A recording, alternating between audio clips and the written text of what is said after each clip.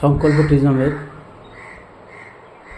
Homestay unique beach guest হাউসের second floor. এই ফ্লোরের এই ব্যালকনি থেকে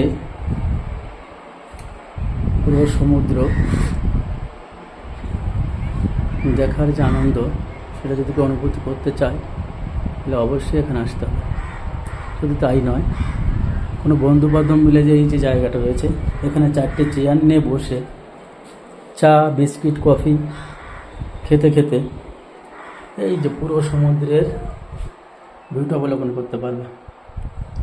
এই অপরূপ দৃশ্য হোটেলে বসে, রুমে বসে দেখবেন, এটা ভাবতেও কেমন লাগে।